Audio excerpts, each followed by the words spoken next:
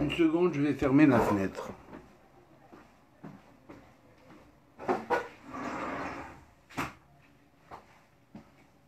Voilà, ça fera moins de bruit du dehors au moins.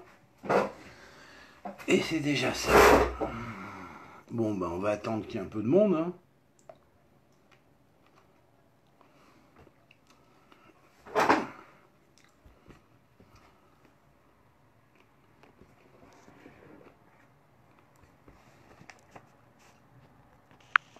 Bonjour Urim Betumim.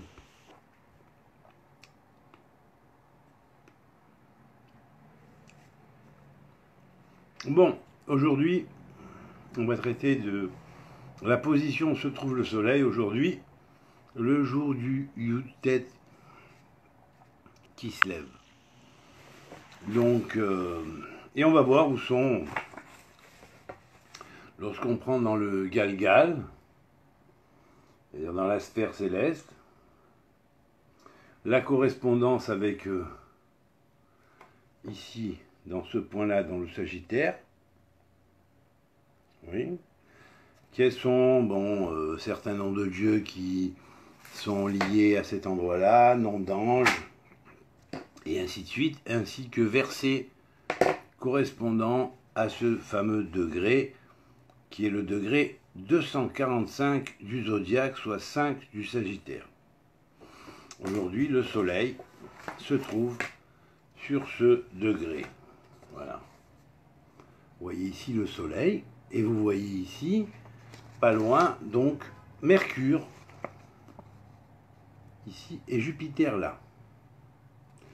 Ce qui signifie que, ici, on est en plein dans la justice rendue au peuple, et effectivement, vous voyez par exemple que cet alignement planétaire, c'est parce que c'est un alignement planétaire, les planètes sont en conjonction ou sur la même ligne, sur le même degré.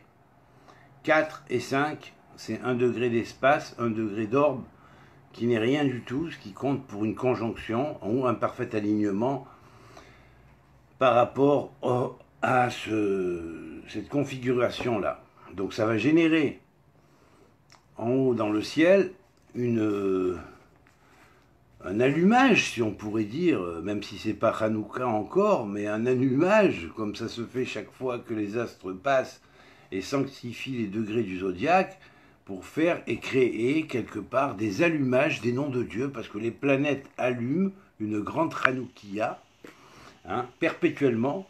Les anges annulent une grande Hanoukia perpétuellement. Et donc nous allons voir quels sont les anges qui allument cette Hanoukia, quelle est cette Palmia Shelmaala, cette assemblée céleste qui vient allumer une espèce de Hanoukia du jour qui va sanctifier le temps et faire descendre des énergies nouvelles qui viennent, dites-vous bien, de Yad Rama. Parce que le secret du degré, en Akrahi, c'est Rama. Rama, ça veut dire la main grande. La main contient 5 doigts. Ram, c'est grand. Donc c'est la main de Rama, la grande main, qui descend et qui annule quelque part l'effet d'Amalek sur le monde. Alors bien évidemment, on en voit plus ou moins les contre-coups, la justice commence à se faire, il y a des choses qui commencent à sortir, le peuple se révolte en France, ça va bientôt pas tarder à se faire un petit peu partout dans le monde, parce que les gens commencent à prendre conscience qu'ils ont été manipulés par des gouvernements qui les ont enchaînés à des obligations, où les dirigeants ont enchaîné le peuple à des obligations duquel ils n'étaient pas obligés de subir du tout. Alors, cela va provoquer évidemment un éveil du peuple, et en disant les noms des anges, là évidemment ça va provoquer bien évidemment encore plus de réveil du peuple, parce que on parle ici des anges qui ont vu et qui par le Yad Rama vont descendre aujourd'hui, quand je vais dire leur nom. Alors, d'abord, tout premièrement, le premier nom qui s'allume, c'est ce nom-là, c'est ces deux noms-là.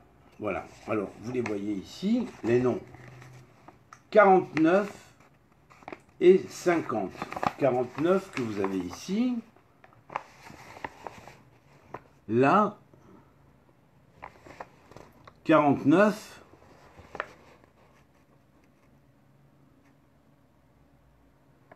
Et 50 ici. Voilà.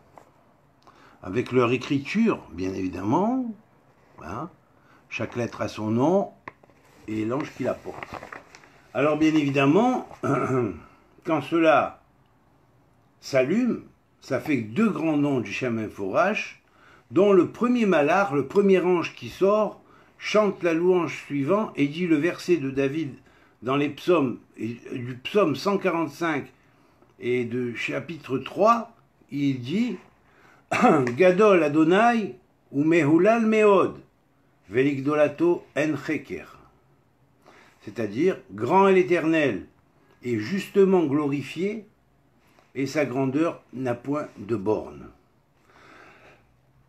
Le deuxième ange qui lui préside au dinim, au secret de la 50e porte, qui vient après la 49e porte, dont le nom qui précède ouvre la 49e porte de l'intelligence, et donc il va ouvrir cette 50e porte. Ce nom-là, c'est le Shem Dani, mon juge, qui en même temps, lui, sort du psaume 145 aussi, et du verset 9, Hanun Verahum Adonai Erer Apaim Ugdal Hased. C'est-à-dire, Hanun, extrêmement gracieux et miséricordieux et connaissant les mystères. C'est pourquoi, parce qu'il connaît les mystères, il connaît la miséricorde, parce qu'il connaît le secret de toute chair, il connaît la miséricorde. Et l'Éternel, Erer Apaim, long, très long, à la colère et repoussant la colère, Ugdal Hesed, et grand dans le Chesed, et grand dans la bonté. Alors ces noms-là, bien sûr, sont deux noms qui dérivent, le premier de Netzach de Bina et le deuxième de Netzach de Chesed. Voilà, Netzach de Bina, il travaille donc sur l'éternité de la Bina, et l'éternité de la Bina, ça a fort à voir avec le 8e roi, qui a certainement un rapport avec Admour Hazaken, bien évidemment, puisqu'il est sorti pas pour rien ce jour-là de prison. Et puis ensuite, le nom donc de Dani, qui lui est en relation avec le Netzach du Chesed, c'est-à-dire la bonté éternelle, la bonté qui se maintient pour l'éternité. Alors bien évidemment, les sciences avec lesquelles ça a à voir et tout ça, on ne va pas rentrer dedans maintenant, c'est pas le moment, hein, c'est pas non plus le sujet du cours, mais on va parler de ce soleil au 5e degré, et bien évidemment, parler de ce yadrama, c'est-à-dire de cette main de la bonté, de la largesse qui descend d'en haut pour accomplir des miracles et faire en sorte que les individus se rapprochent de l'Éternel, et en même temps pour sauver ce qui est bon d'au milieu de ce qui est mauvais, et tirer ce qui est bon du milieu de ce qui est mauvais. Alors on va voir quels sont les versets de David Ameller, des psaumes, qui sont précisément liés à ce degré. Alors le premier verset, c'est le verset qui dit Hataot Ne'urai, je vais le dire en hébreu et en français après, ou Pesharai Altiskor Kehazdecha. Alors là on voit la portée du Chesed, bien sûr, on va voir ce que c'est maintenant. Zechor li ata lema'an tuvecha Adonai. Ce qui veut dire, ne te souviens pas, Éternel, de mes égarements, des égarements de ma jeunesse, ni de mes fautes, souviens-toi de moi selon ta bonté. C'est ce qu'avait dit David Ameller dans le psaume 25 au verset 7. Ensuite, un deuxième verset, qui est le verset suivant. Ahat sha'alti me'et Adonai otra abakesh. Shavti bevet Adonai le kol yemei hayai lahazot benoam Adonai ou levaker be'echalo. Je demande à Dieu une chose, je la désire ardemment, habiter dans la maison de Dieu tous les jours de ma vie, pour contempler la douceur de Dieu, de l'Éternel, pour m'attacher à son sanctuaire. Sanctuaire qui est intérieur chez David Améler, bien évidemment, au travers de ce fameux psaume 27, verset 4. Alors bien évidemment, ici, on rappelle Veshavti bevet Adonai leorech yamin. Shavti, la valeur numérique de Shavti, c'est Shabbatai, Saturne. C'est comme si quelque part, Saturne, qui est le principe qui préside à la mort de la personne, hein, qui est le principe qui donc préside à la mort de la personne, mais aussi à la sagesse, aussi au don de la vérité. Eh bien, c'est ce principe-là, lorsque évidemment le Shabbat est accompli, alors la personne a la vérité à la place de la mort, et la chose extraordinaire, c'est que Shavti bevet Adonai, la valeur numérique de bevet Adonai fait exactement la valeur numérique de Met. C'est-à-dire quoi? Ça veut dire dans la maison de l'Éternel, il n'y a pas de mort, parce que le mort ne va faire que résider dans la maison de l'Éternel. Il n'y a pas de mort, la mort n'existe pas.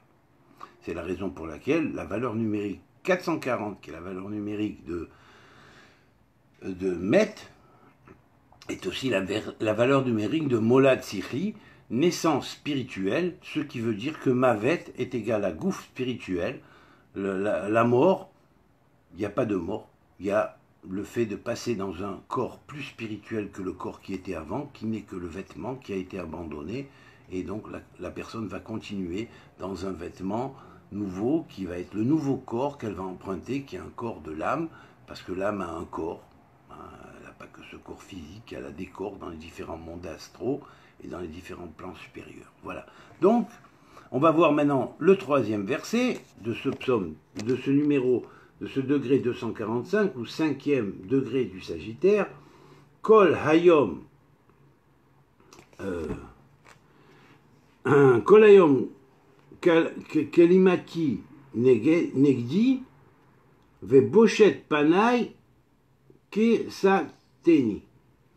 Ce qui veut dire ma déchéance est tout le jour devant mes yeux, et la honte couvre mon visage. Ça veut dire que l'homme prend conscience des erreurs qu'il a fait, et prend conscience qu'il doit s'éloigner de ces erreurs qu'il a fait, et demande à Dieu pardon. Et à partir du moment où quelqu'un demande à Dieu pardon, Dieu qui est toute miséricorde le pardonne. Quand bien même ce serait le pire des mécréants, ce que Dieu veut, c'est pas l'extermination du méchant. Et retenez-le bien, les phalabraques de l'Apocalypse, là, qui s'imaginent le monde va être détruit, l'enfer et machin. Parce que vous n'avez rien compris à l'interprétation des textes sacrés. Permettez-moi de vous rectifier, comme un ancien, comme un père rectifierait ses enfants. Hein. Dieu est le père de toute l'humanité. Il ne souhaite pas la mort du méchant. Il souhaite qu'une seule chose, c'est que le méchant se repente et revienne de ses erreurs. Donc, ceux qui reprochent aux autres d'avoir fait ça, arrêtez de leur reprocher, laissez-les prendre conscience, essayez de leur faire prendre conscience, et espérons qu'ils prendront conscience. Parce que c'est vrai que Dieu aime tous ses enfants, mais il ne supporte pas non plus qu'il y ait des enfants qui veulent annihiler d'autres enfants. Voilà. Donc là, il est obligé de sévir. Alors, pour pas qu'ils sévissent, et qu'on soit obligé de passer, que ceux qui font ces choses-là soient obligés de passer par des choses difficiles, il vaudrait mieux qu'ils se repentent et qu'ils prennent conscience qu'ils ont dépassé certaines bornes que Dieu n'aurait pas souhaité qu'ils dépassent. Voilà. Alors, on va voir maintenant le verset suivant. Pardon. Alors le verset suivant, c'est Baruch Adonai Elohim, Elohé Israël, Ose Niflaot Levado.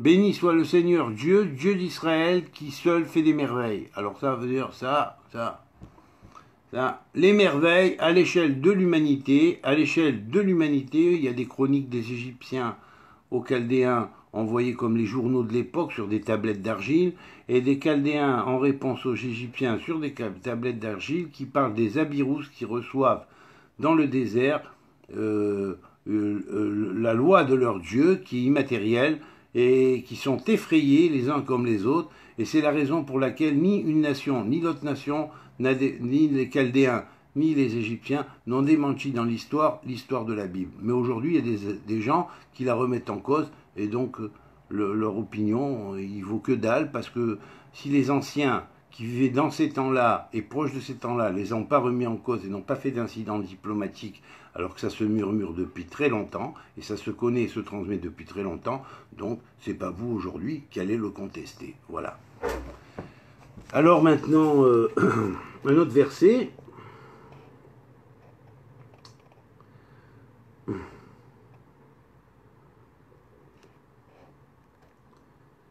Baruch Adonai Elohim, ah oui, je l'ai dit celui-là. Alors,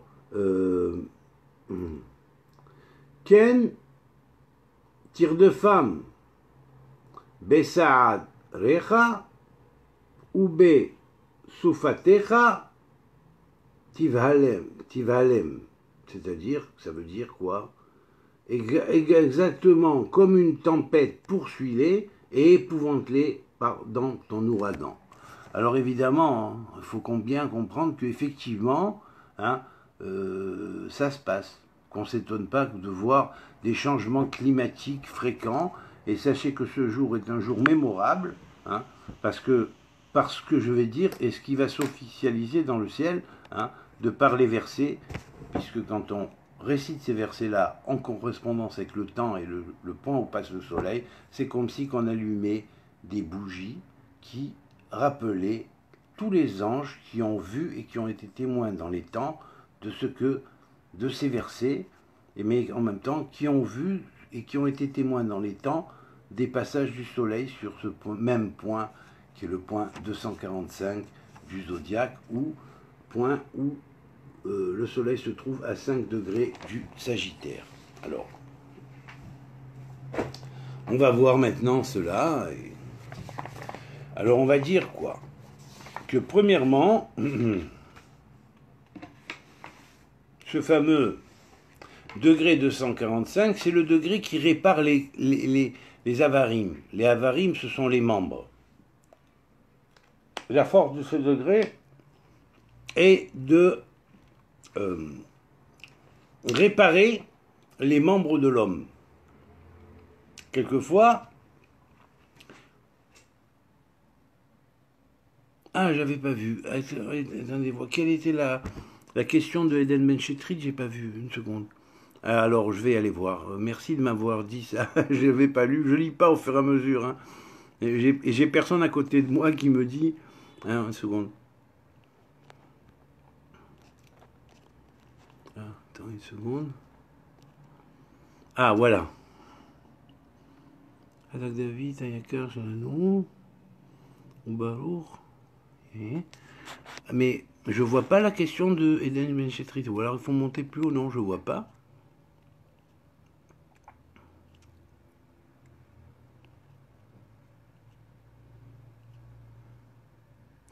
Bon, Fanny, vous me marquez, vous répondez à la question à Eden Benchetrit. Shalom à tous, mais je ne vois pas la question d'Eden Benchetrit. Alors marquez-la moi parce que je ne la vois pas là.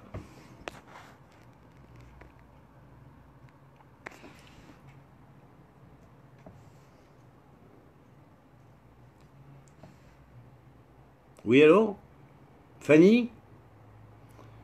Je vous ai demandé de me remarquer la question de Eden Benchetrit ou de me la reposer vous-même, puisque je ne la trouve pas là. Attendez une seconde, je vais rechercher, mais...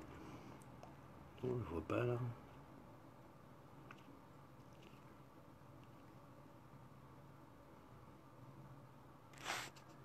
Non, je vois pas. Bon, allez.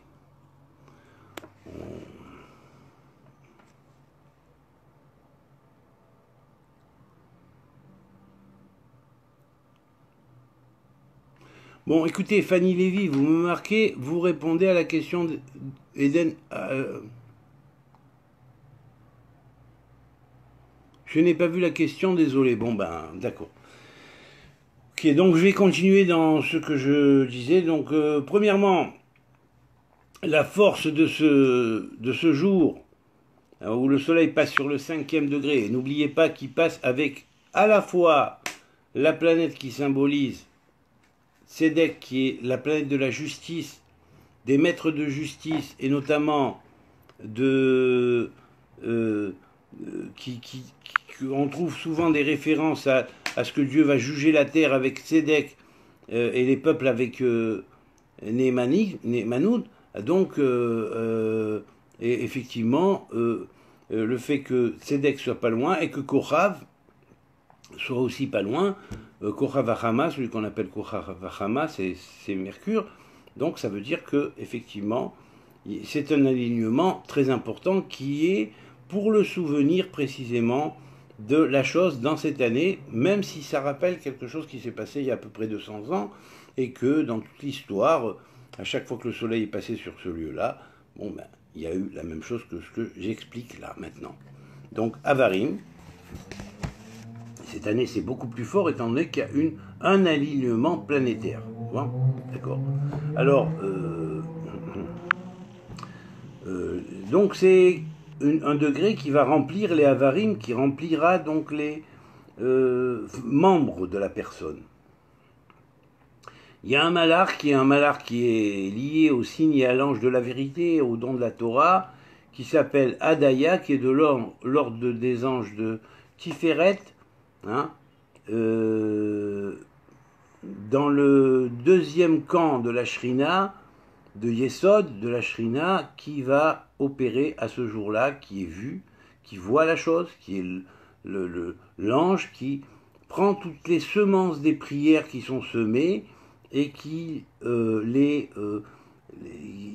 développe les graines si les mots ont été dits avec sincérité et avec amour et que la prière a été véritablement bien dite. Alors ensuite, Ohaliya, qui est le malar, qui est le malar qui est lié, l'ange qui est lié aux 72 noms, qui émane, qui lui a sa fonction d'antiféret aussi, et qui est dans la Bechina, c'est-à-dire le degré du deuxième nom du Shem Inforach, du deuxième Shem Inforach. Alors évidemment, c'est un jour où se déverse sur le monde. Aujourd'hui, vous pouvez capter sur le monde le Or HaChaim, la lumière de la vérité, hein, la lumière de la vie qui descend. Et donc, quand on se connecte, hein, on a à la fois la lumière de la vie et la lumière qui réveille, qui rend la vie aux gens qui l'ont perdue.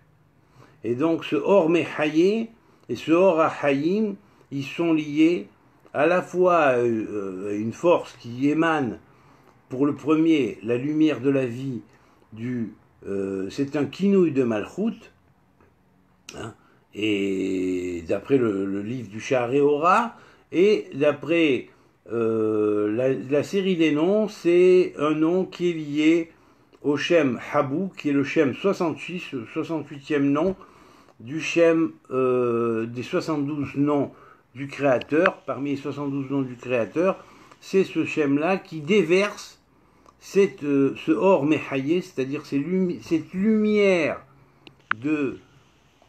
qui redonne la vie à ceux qui étaient perdus, oubliés, qui avaient oublié et qui étaient loin de la vie, qui ont perdu quelque part leur vitalité intérieure, leur spiritualité et leur vitalité intérieure. Ça permet le rejaillissement de la vie.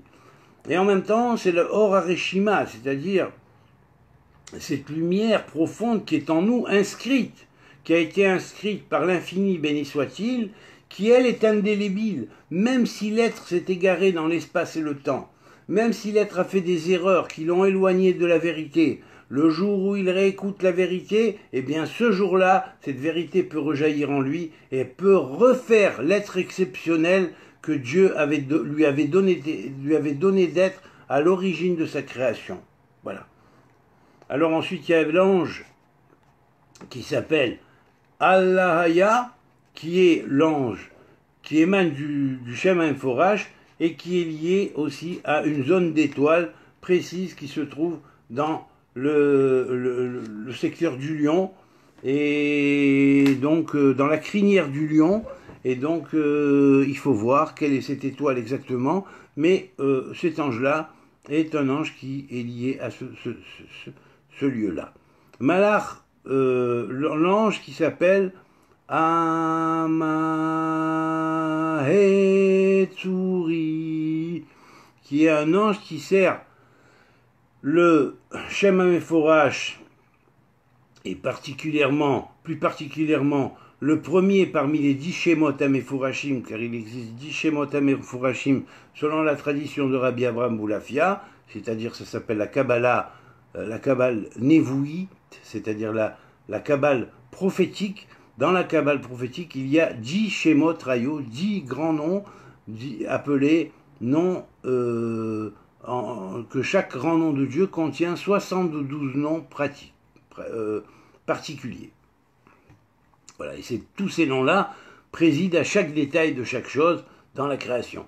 Et donc après, nous avons l'ange qui s'appelle Bamael, qui lui est lié au Shem, c'est un des noms du Shem qui est lié au 72e nom, dans les 72 noms du 8e nom, de la 8e série, et qui est précisément le 72e nom du 8e Rayo, du 8e nom, grand nom de Dieu en 72 noms particuliers. Il fait partie de la série, si on pourrait dire, du 8e 72, et dans le 8e 72, il est placé précisément à la 72e place. Alors ensuite, il y a effectivement les Béné Hacher, les enfants d'Hacher qui sont liés un peu à ce secteur, hein, et c'est logique puisque la tribu de Hacher préside à la fois à ce secteur du Sagittaire et commande la pointe précise de base de départ, surtout du Capricorne. Donc le Sagittaire préparant au Capricorne. Alors ça c'est en fin d'année, on verra. En fin d'année de... Alors bien sûr il y a l'ange Donaël, qui lui est un ange, qui est le 56e ange du psaume 114, parmi les 72 noms d'anges du psaume 114, il est le 72e nom qui commande ce même degré-là et qui préside à ce qu'on appelle la descente de la main, la grande main divine, qui vient pour quelque part écarter le mauvais du bon et le repousser et tirer le bon du mauvais et le mettre à part. Donc c'est cette espèce de tri que l'Éternel veut faire, qui se révèle au travers de sa grande main à l'échelle de toute l'humanité et qui va commencer à se faire à partir de maintenant parce que c'est décrété en même temps. Étant donné qu'on donne les bases et on énumère les noms de l'Éternel et de ses anges.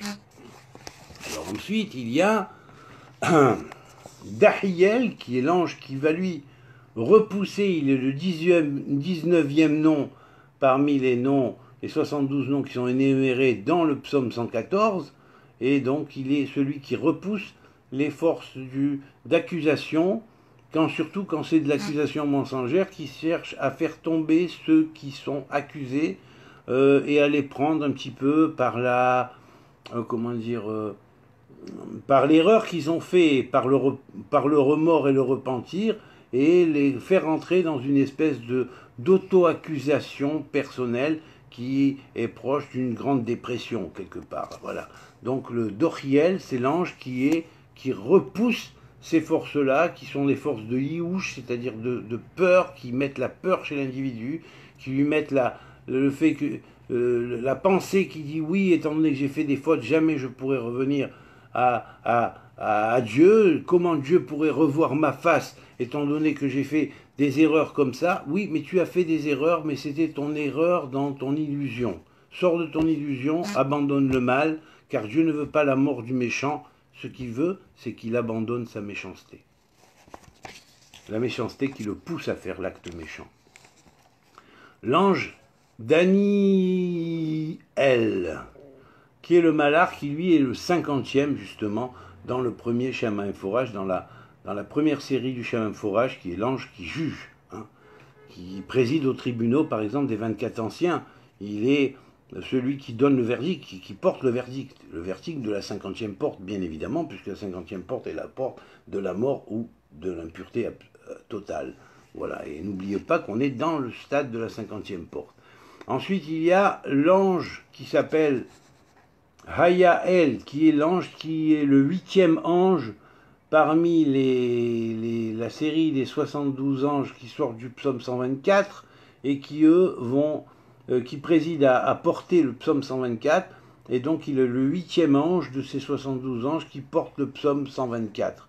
Et donc, il s'appelle Hayael, c'est l'ange qui connaît le passé des choses et qui analyse en fonction du passé des choses et qui voit comment ce passé se régénère dans l'actuel et dans la situation actuelle. Et à ce moment-là, si ça se perpétue, il y a un moment donné où le Yadrama met dans le mauvais ce qui est à écarter ce qui est dans le mauvais et qui persiste dans la voie du mal et qui fait du mal à ses frères. Et puis, il prend les bons frères qui sont eux, qui veulent la paix, qui veulent l'amour, qui veulent le respect, et il les met à part, et il fait le tri, donc, cet ange-là, ainsi que les cohortes d'anges qui le servent.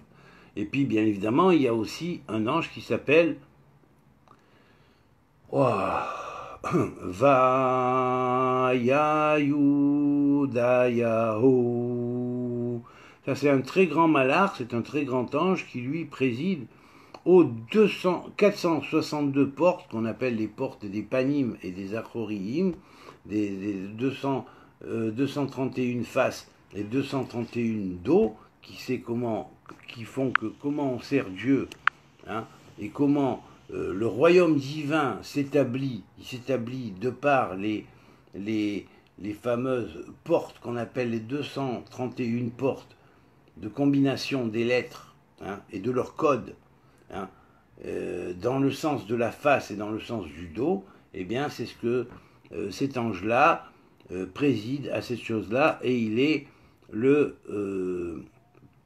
un des anges qui est parmi la 6e caste d'anges qui sort du psaume 47 de David et qui vient chanter la gloire de Dieu ici, et notamment chante la gloire de Dieu de l'établissement du royaume de Dieu avec le système des portes qui est le système clé qui permet la bonne gestion du royaume et ce qui permet l'établissement effectif du monde du tikkun, c'est-à-dire de la réparation.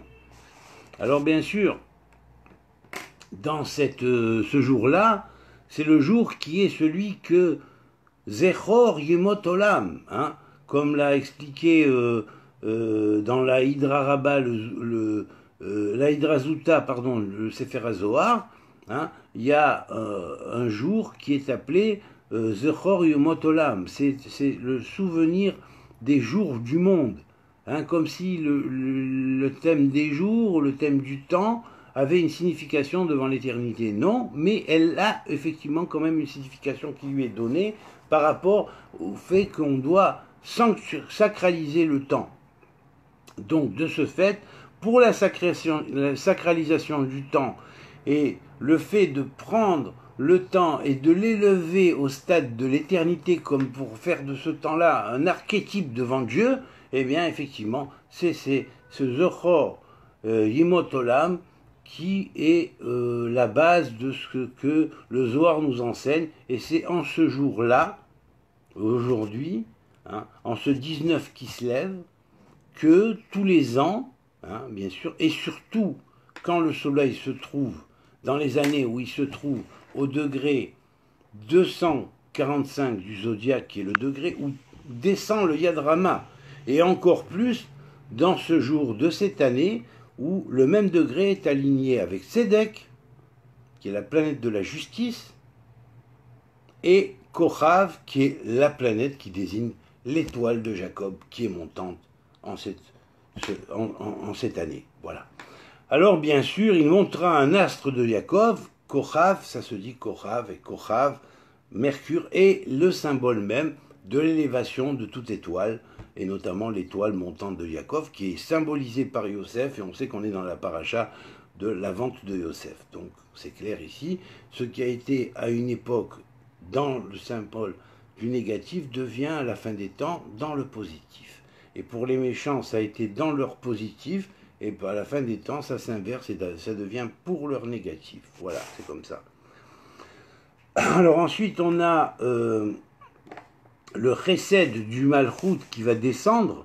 Hein, vous pourrez lire là-dessus dans le Pardes Rimonim que ce chesed de Malchut est appelé Even Shoevet, hein, cette pierre d'achoppement, quelque part, qui fortement désigne aussi ce qu'on appelle la Even Maasu Avonim Maïtale Roshpina, et on sait que ça a un lien autant avec Yosef qu'avec Malchut qui est David. Donc vous voyez et vous comprenez la signification profonde de ce terme-là, que le chesed de Malchut s'écoule par ce degré 245 pour vivifier la planète et en faire le renouvellement qui doit être renouvelé quand le Yadrama descend. Et cette année, véritablement, le Yadrama est en train de descendre comme à la période de Mitzrayim. Il commence à se dévoiler. Voilà. Alors ensuite, on ne va pas tout traiter parce que c'est trop long, mais on va en donner quelques-uns encore. Hein.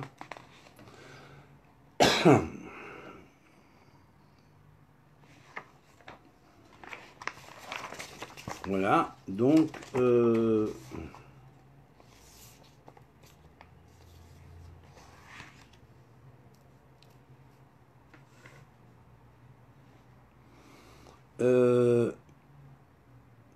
quand la lune est pleine, alors bien là, dans ce... Voyons, une seconde. Ici, la lune n'est pas encore pleine, hein, ou elle est déjà plus pleine, elle est déjà passée de sa plénitude, mais il faut savoir que ce même degré, il a une valence de pleine lune quelque part, même si la lune n'est pas pleine cette année dans la position du soleil sur ce degré. Peu importe, en tout cas, la lune se trouvant en Lion et le soleil en Sagittaire, ils sont en trigonocratie parce qu'ils sont en parfait aspect trigonocrate, c'est-à-dire d'un tiers du cercle, Meshoulash, et dans le Meshoulash, c'est-à-dire 120 degrés d'espace, et bien 120 degrés d'espace de la Lune sur l'alignement, comme vous pouvez le voir ici, de la Lune sur le point d'alignement, comme vous pouvez le voir ici, et bien Meshoulash, étant donné que c'est la valeur numérique de Yud Kevavke, l'éternel, multiplié par Yud Kevavke, encore une fois l'éternel. Alors l'aspect ici, Meshoulash, est un aspect dit aspect d'amour. Donc quelque part, de signe de feu à signe de feu, les deux planètes, même si elles ne sont pas en conjonction ou en opposition, c'est-à-dire ici pour le soleil, c'est quand la lune est en opposition avec le soleil qu'elle devient pleine, et bien malgré tout, c'est comme si qu'elle avait une valeur de plénitude, parce qu'elle a regard d'amour du soleil. Voilà. Alors ensuite,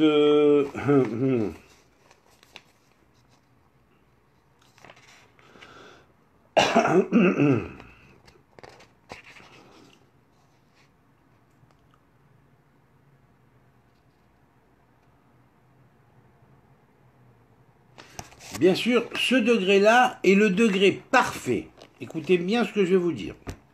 Hein, on avait vu tout à l'heure la signification de Saturne, comme je vous expliquais, dans Veshivti Bevet Hashem, je résiderai dans la maison de l'Éternel. Hein, Veshivti, c'est aussi les dettes de Sabtai, qui veut dire Saturne, et que Saturne étant le principe même de la mort, ça veut dire que non, il n'y a pas de mort en réalité, je vais résider dans la maison de l'Éternel. Pourquoi? Parce que Sabtai a vu que je réalisais mon 7e, qui est le Shabbat, eh bien, effectivement, étant entré dans le Shabbat, on sait que le Shabbat est lié aux fameuses 39 Melachot, c'est-à-dire ces fameux 39 travaux qui s'accomplissent dans la semaine et qui sont sanctifiés par le sabbat, lorsque chacun selon son travail l'abandonne, eh bien effectivement abandonne son travail et se donne au repos, à la méditation, à la vie familiale, à la communication avec sa famille, à la prière, eh bien donc effectivement on comprend que la Mettet Melachot, le secret des fameuses 39 travaux qui sont les métiers divins pour créer le monde, hein, et que l'homme, dans ses travaux de construction dans la semaine, peut sanctifier ces 39 travaux et en faire des arts, et faire tout métier avec art, et sanctifier son métier par le Shabbat, justement, c'est-à-dire par le repos de son propre métier, eh bien, effectivement, nous avons ici la sacralisation des 39 Melachot ensemble, en ce jour-là qui est appelé le jour de Yad Rama, le jour où la main grande et étendue descend sur terre. Voilà, c'est ce fameux Yud-Tet qui se lève. Alors bien sûr, après, on a notre ange qui nous donne, qui s'appelle Lalaon, hein, ou Léon de Lala, qui est Léon de Lala, qui est le grand nom de Dieu, sixième nom du Shem HaMeforach, du premier Shem HaMeforach, avec cette terminaison-là, on sait qu'il a la valeur du Yesod, il va représenter le fondement même du Larichanpin, c'est-à-dire du long visage, du Keter, quelque part, dans Malchut de Vilon de Shamaïm. Et il va montrer et dévoiler cette chose-là, puisque le secret du Keter va se dévoiler dans le Malchut, grâce à ce nom-là. C'est quelque chose d'extraordinaire. Alors bien évidemment, la portée de ce degré est aussi une portée extraordinaire de la Shon HaEmet. Le langage de la vérité est relié à ce degré-là, comme nous l'explique le Sefer Or HaBahir que le Rav Ashlag a écrit. Et effectivement, dans le Sefer du Zohar HaSulam, quand il nous parle du lama de la galoute dans la paracha de Shmot, la raison de laquelle la galoute s'est faite dans la paracha de Shmot, de l'Exode, la première des parachas du livre de l'Exode, eh bien, effectivement, là-bas, la notion de la raison précise de la galoute est exprimée au travers de ce degré. Ben, vous vous imaginez la portée du degré, mais vous vous imaginez la portée du degré. Et aujourd'hui, avec Jupiter conjoint au Soleil et Mercure, un astre aîné de Yaakov aujourd'hui. Voilà, c'est ça. Et bientôt, le peuple juif, qui est le peuple d'Israël, ou une partie du peuple d'Israël, va commencer à retrouver cette mémoire perdue, parce qu'il a perdu la mémoire quelque part. Il a oublié ce qu'il était. Il est tombé dans la déchéance depuis la destruction du temple, et de génération en génération, le niveau de la conscience a baissé jusqu'à un tel point que si aujourd'hui vous dites aux Bnei Israël, mais vous savez, aux enfants d'Israël et aux Juifs, mais vous savez, vous avez été en contact direct avec l'échelle divine qui s'est manifestée au Sinaï, vous avez vu les Merkavot, vous avez vu les chars célestes descendre du ciel. Mais ils vont dire, non mais ça va pas, mais tu es en train de me parler de quoi? De révélations extraterrestres avec des délégués de tous les empires du ciel qui sont venus sur terre accompagner la présence divine qui est descendue dans ce lieu-là précisément où a éclaté le Big Bang, hein, et alors que vous alliez en direction de la 42e étape, hein, qui était précisément l'étape de Jérusalem, où le Mishkan devait aboutir et donner par la suite le Beth Amikdash, qui allait être le point de résonance où à Jérusalem, où avait éclaté le Big Bang dans notre galaxie autant que de toutes les galaxies de notre propre Big Bang. Mais il va vous dire, mais attends, tu délires. Moi je veux pas, moi je comprends pas, moi tout ça. Moi donne-moi, j'étudie la Gemara à un premier niveau, plus simple, moi j'appelle ça couscous boulette, mais enfin, c'est pour rigoler, c'est bon le couscous, c'est bon les boulettes, mais Bon, maintenant je suis devenu végétarien, donc je ne mange plus les boulettes, voilà. Ou à moins que ce soit, à la rigueur, peut-être des boulettes de poisson, je les mangerai encore, parce que le poisson vient de notre monde, c'est autrement. Mais la viande, je la mange plus. Voilà, j'y touche plus. Voilà.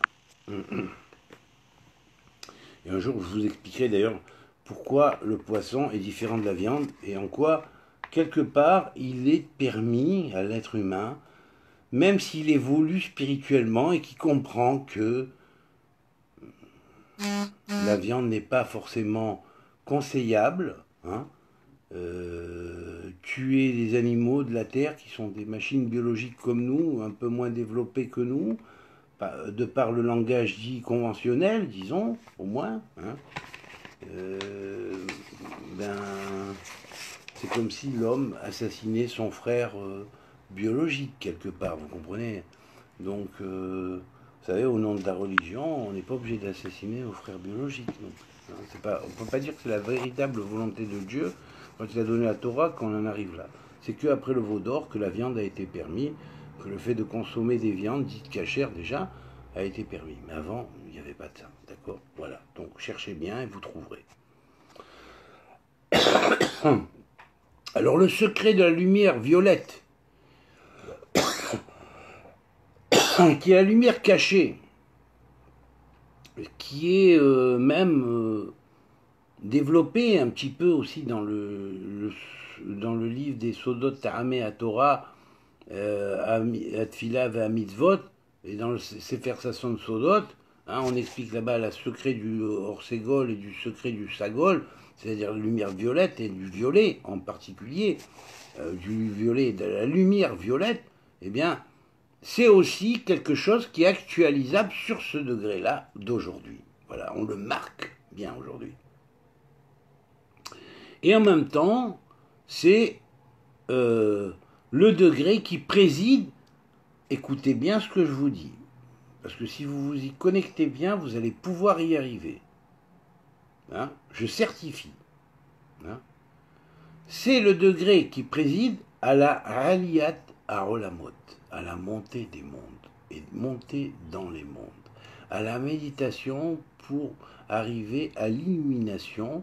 C'est le moment où le grand parsouffle, le grand visage suprême, si on pourrait dire, hein, de la divinité qui est en nous, descend vers le visage d'en bas qui lui est projeté sur terre, et donc le visage d'en haut, la divinité supérieure que chacun de nous représente, descend vers la divinité dans l'exil inférieur dans lequel nous sommes, et vient nous relever par ce qu'on appelle le secret du Yadrama, parce que Dieu l'a décrété dans le Yadrama, dans son Yadrama, c'est-à-dire la main grande et étendue. Voilà.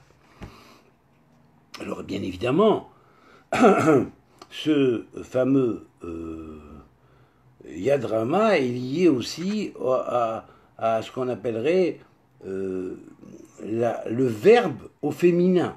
Parce qu'il y a le verbe au masculin, le verbe actif, le verbe qui réveille les gens, le verbe qui soigne, le verbe qui guérit, le verbe qui projette la lumière, et puis il y a le verbe qui est à l'état passif, qui reçoit la lumière, qui n'est pas encore réveillé, qui est à l'état latent. Alors bien sûr, ce verbe-là va se réveiller, parce que ce Yadrama descend pour réveiller ce que l'on appellerait le verbe en exil, que chacun a isolé à l'intérieur de lui, en puissance de développer. Alors l'ange qui s'appelle Malkihael,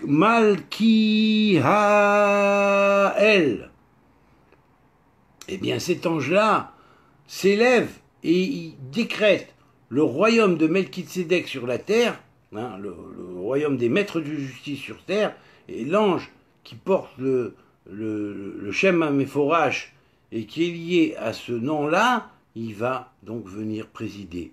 Et cet ange-là va venir avec un autre ange qui a exactement les mêmes lettres et qui, lui, est l'ange qui s'appelle Malkaïel. Voilà. L'un est au masculin, l'autre est au féminin. Ce sont deux anges. L'un est masculin, l'autre est féminin. L'un est l'accomplissement de la parole, si on pourrait dire, émanée du verbe actif de l'autre, qui va être l'accomplissement de l'œuvre par le verbe passif qui va être réactivé et réaliser l'œuvre. C'est quelque chose d'extraordinaire. C'est quelque chose d'extraordinaire. Alors Meler Elohai, c'est le nom de Dieu qui est lié à un tsirouf du Shem de Elohim appelé Ami La Yoha, qui est le 7e permutation parmi les 120 permutations du nom de Elohim, et c'est le Shem qui est appelé Meler Elohai. Voilà. Alors maintenant, on a effectivement une jonction, comme nous explique le Zohar dans le Pirouche Soulam, dans différents points, le secret de la Mila, de la Orla et de la Priya, c'est-à-dire des 3 actions qui sont liées à ce qu'on appelle la Brite, dans leur signification symbolique, signifie que tous les peuples, peut-être eux-mêmes, entreront un jour dans cette Brite et seront sanctifiés leur Mila, leur parole, leur Priya et leur Orla. C'est-à-dire, le côté superflu de la parole va être éliminé. Genre, je parle pour rien dire.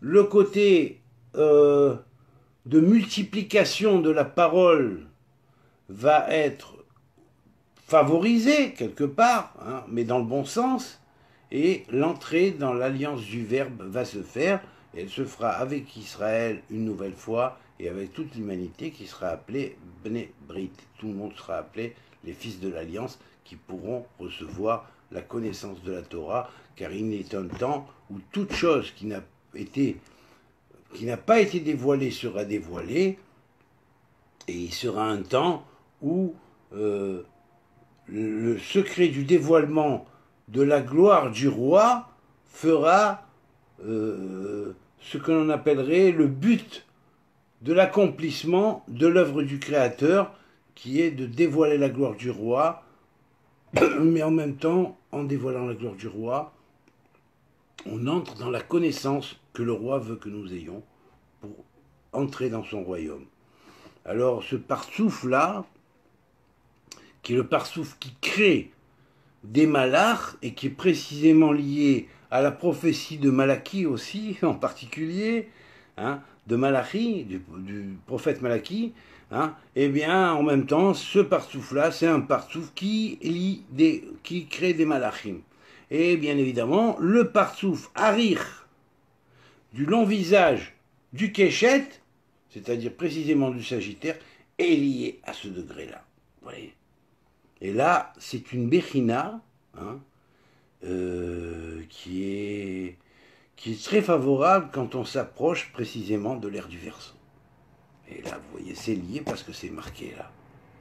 Tout ça, ça fait partie de mon encyclopédie de la Gamatria, bien évidemment. Alors bien sûr, le principe de l'ange qui est lié à Harir, c'est-à-dire au long visage de Keter, s'appelle Ya Kavata Vahe Yishayahu. Et c'est précisément le prophète Ésaïe qui va incarner ce symbolisme-là, qui est le principe du parsouf qui est lié à l'Harir, au long visage de Keter. Voilà.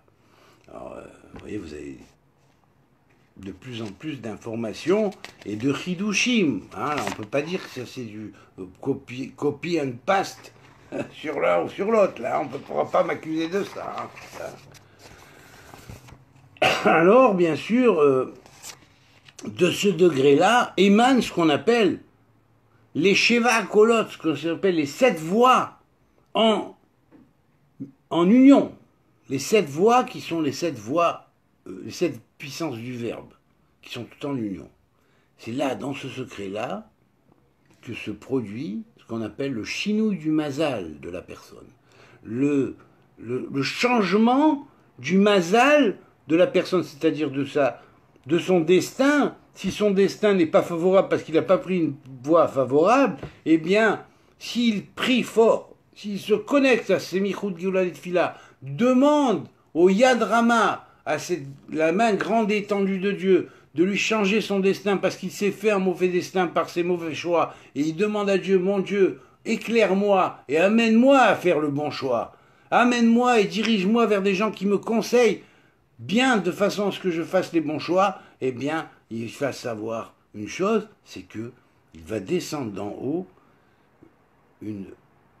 un accomplissement qui va lui changer son destin en bien, alors que normalement le mal était écrit. C'est comme si c'était quelque part presque écrit, vous voyez, préécrit. Mais si l'homme fait le bon choix, il peut faire une chose, c'est que ce que Dieu avait écrit n'était pas encore écrit d'une manière claire. Vous voyez, il n'y avait que simplement, on pourrait dire, le fond des lettres, vous voyez, qui s'était écrit, comme diraient les musulmans, par le ktab. Vous voyez, mais que ce ktab-là, qui est écrit, et qui l'écrit pour la personne une destinée de mécréant, eh bien, il va s'effacer et on va voir qu'avec les mêmes lettres, il va y avoir une sorte de transposition qui va faire qu'il va s'écrire un destin nouveau, qui est bon pour la personne, qui est lié à son bon choix. Et à ce moment-là, l'octave réel, c'est l'octave de la volonté suprême de Dieu. Que sa créature soit dans le bien. C'est ça le vrai octave. Que toutes ces créatures soient dans le bien, parce que la Bible l'avait dit avant le Coran. Avant l'évangile, elle a dit clairement, Dieu ne veut pas la mort du méchant, il veut qu'il se repente et rejette ses voies obliques. Dieu ne veut pas exterminer quoi que ce soit. La seule chose, il ne souhaite pas l'enfer. Qui pourrait vouloir un enfer éternel? Et comment peut-on mettre sur les épaules, si on pourrait dire large, et infiniment large, de l'éternel, de Dieu, de Allah, hein, comment peut-on mettre des choses pareilles? L'enfer éternel pour les mécréants. Non, vous êtes malade.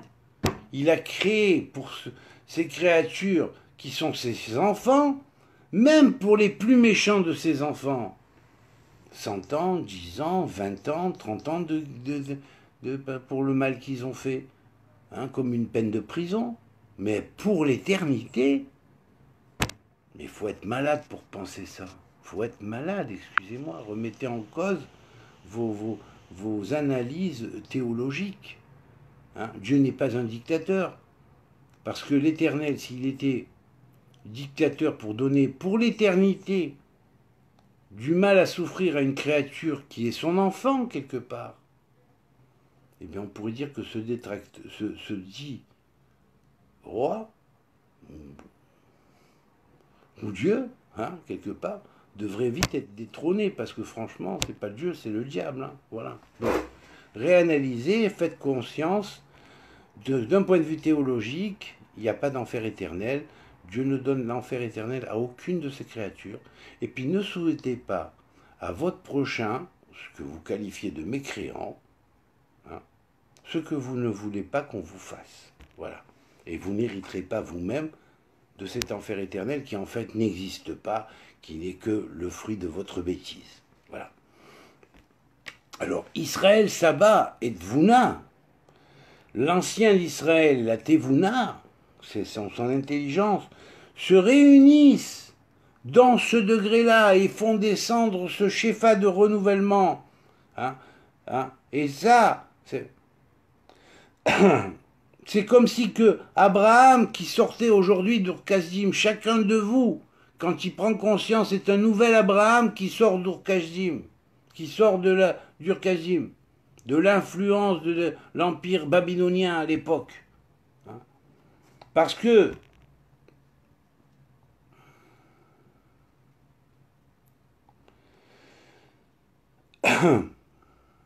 la Nekuda se trouve dans le sod, le secret du Aleph, qui est le El Ram. Sod, Aleph, Hu, El, Ram. Et dans ce degré de Rama, ce degré 245, le secret du Aleph, de El, Ram, Dieu grand et élevé, qui descend sa main étendue, qui franchit tous les mondes pour prendre la créature qui a été abusée dans le monde de l'illusion, mais qui demande, ô Éternel, guide-moi. Ne tiens pas compte des erreurs de ma jeunesse parce que j'étais un idiot, comme j'ai expliqué dans ma jeunesse, je ne comprenais pas encore. Ne tiens pas compte, tiens compte des bonnes choses qu'il y avait en moi à l'origine, quand j'étais enfant, quand j'étais à l'origine, hein, comment j'étais, quand j'étais pur devant tes yeux. Voilà. Et donc, Dieu va ramener ou recréer quelque part la créature, oui, quelque part, et lui donner le destin en fonction de la recréation qu'il lui aura donnée. Et ça, c'est le nouveau Ktab, c'est-à-dire une nouvelle écriture que Dieu va faire sur la personne, sur l'accomplissement de la personne. Voilà. Alors, voilà, bon, il y aura encore beaucoup à dire, hein, je ne suis même pas à la moitié là, mais bon, bon, voilà. Disons que on a fait un premier bilan. On a fait un premier bilan sur cette chose-là. Attendez, je vais voir quand même en regardant en diagonale, parce qu'il me reste pas beaucoup de batterie, donc là, ça me l'a signalé. Ah oui, aussi. Oui, attendez, oui, ça c'est important.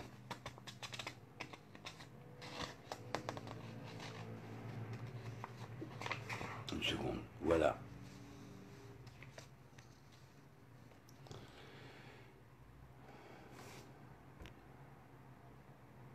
Et là, Kol, Roav, tous ceux qui le verront, ils verront le bien. Quand cette nouvelle chose va se dévoiler sur l'individu, ceux qui le verront, ils verront le bien. Et à partir du moment où on commencera à voir les choses d'un point de vue du bien, eh bien, il y aura du bien. Alors, évidemment, très intéressant, c'est qu'aujourd'hui, c'est le jour où on peut invoquer l'alchimie merveilleuse qui descend de cette grande main étendue vers le bas et où Dieu nous ouvre les portes d'un renouvellement, d'une renaissance, hein, parce que c'est Shahar Haoulam, c'est égal à Shahar Haoulam, les portes de l'ouverture du sanctuaire. Vous voyez, le Oulam dans le sanctuaire, c'est les portes du temple, par exemple, les portes du portique. Ouais. Alors ben voilà, c'est Shahar Haoulam. Vous voyez, Haoulam. Et bien le Shahar Haoulam s'ouvre. Hein, c'est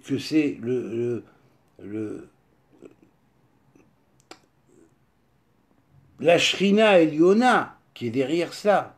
Hein. Et regardez ça dans Mishkane Elion du Ramchal, vous comprendrez mieux, hein, puisque c'est la source de ce bitouille-là.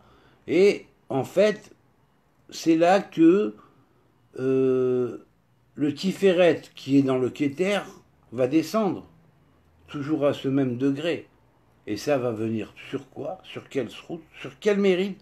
Le mérite du fameux partsouf qu'on avait dit qui était lié à Isharia, parce que la valeur numérique de Bisrout, Hanavi, Yisharyahu, qui s'appelle à la fois Isaïe, en hébreu Yisharia, mais des fois on l'appelle aussi Yisharyahu, hein, Yisharyahu, Yahou, celui qui a son heure en Dieu, si on pourrait dire, hein, et que toute action qu'il fait, il la fait au nom de Dieu, et bien ce principe-là, Bisrout, Hanavi, Yisharyahu, Esaïe, que le Shefa descende de ce Yadrama, afin que le reste des prophéties d'Esaïe s'accomplissent. Amen, Kiniratson. Et je vais terminer comme ça, en disant quand même encore, juste une dernière chose, hein, c'est que Ahadaniyahu, qui est le nom de Dieu, du Seigneur, combiné avec le nom de Dieu, qui est Yudkevavke, quand ils vont se relier ensemble, eh bien,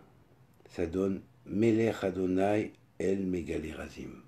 C'est-à-dire que par cette porte-là, de combination qui se fait entre le nom du Seigneur et le nom de l'Éternel, il va se passer une chose, c'est que le roi, l'Éternel, va dévoiler les razim, c'est-à-dire les secrets des secrets. Voilà, et je vais commencer aujourd'hui à vous en donner une petite vision, disons. Voilà, alors bien sûr, euh, euh, le Malchut, qui va commencer à regarder dans les tzipiotes de la Merkava, on va pouvoir s'adonner à chercher, à comprendre la Merkava et les merveilles de la névoie, de la prophétie que les prophètes sondaient et recevaient. Hein, ne vous imaginez pas qu'ils étaient comme des devins, les prophètes n'étaient pas des devins. Ils montaient dans la Merkava, ils regardaient, on leur montrait le futur et ils revenaient sur terre. Ainsi, il y a un nom de Dieu, un grand nom de Dieu qui est Yud Kevav, Havaye, 2, Yod Vav Dalet, He Aleph, Vav Aleph Vav, He Aleph, qui est lié à l'ouverture merveilleuse de ce degré-là. Voilà. Et ça, c'est quelque chose de qui est fantastique, parce que c'est ce qui va causer le renouvellement de notre monde, et en même temps, vous voyez,